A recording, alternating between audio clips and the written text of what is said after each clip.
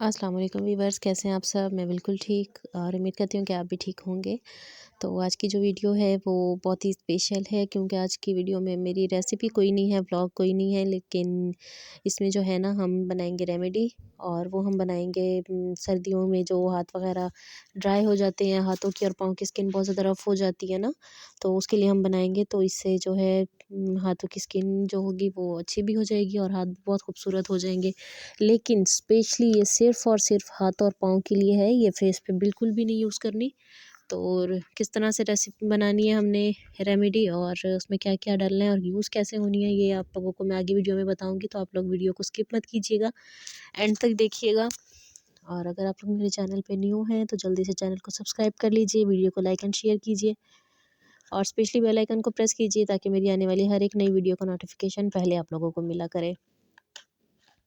तो इसके लिए ना मैंने लिया सबसे पहले ये है क्लोबीवेट क्रीम है ये, और ये 20 ग्राम की है, और इसकी जो प्राइस है वो है 124। तो मैक्सिमम 120 या 130 तक की किसी भी मेडिकल स्टोर से इजीली मिल जाती है।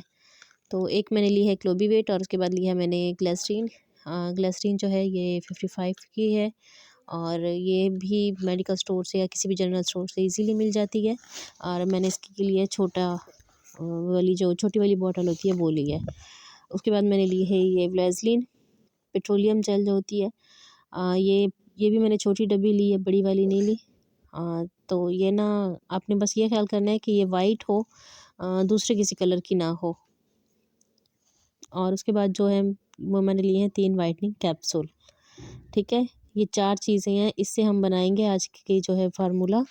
और बहुत ही अच्छा है। इसका ना मैं कुछ दिनों में आपको रिज़ल्ट भी दिखाऊंगी कि इसका रिज़ल्ट कैसा है। और हर साल ही मैंने बनाया है, क्योंकि मेरी स्किन सर्दियों में ना बर्तन धोने से हाथों की ना बहुत ज़्यादा रफ़ हो जाती है, तो वो फिर अच्छी नहीं लगती। तो इसलिए मैं ना हर साल ही ये बनाती हूँ। मुझे तकरीबन 3 साल हो गए हैं बनाते हुए, हर सर्दियों में बनाने बनाती हूँ। तो इसका ना मुझे रिज़ल्ट बहुत अच्छा लगता है। तो अब सबसे पहले जो है वो हम लेंगे क्लोबीवेट। ठीक है, तो सारी मैंने ली है क्लोबीवेट। उसके बाद मैंने ली है वैसलीन। आप चाहें तो आधी वैसलीन भी ले सकते हैं, पूरी भी ले सकते हैं।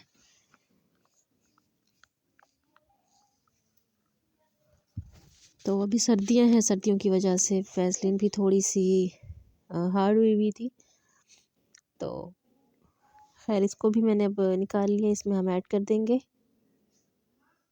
और ये ना रात को सोते हुए लगानी होती है। अच्छा, इसकी वैसलीन डालने के बाद जो है ना वो मैंने इसमें ऐड किया है ग्लिसरीन। ग्लिसरीन सारी मैंने ऐड की है इसमें।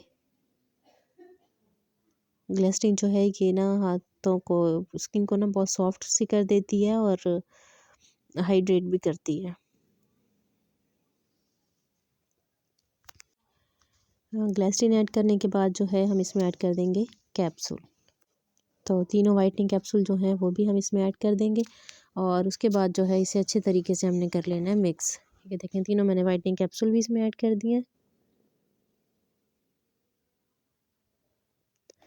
तो स्पेशली वो फीमेल जो बर्तन वगैरह धोती हैं या फिर आग पे खाना वगैरह पकाती हैं ना, तो उनकी स्किन हो जाती है बहुत ज़्यादा रफ़।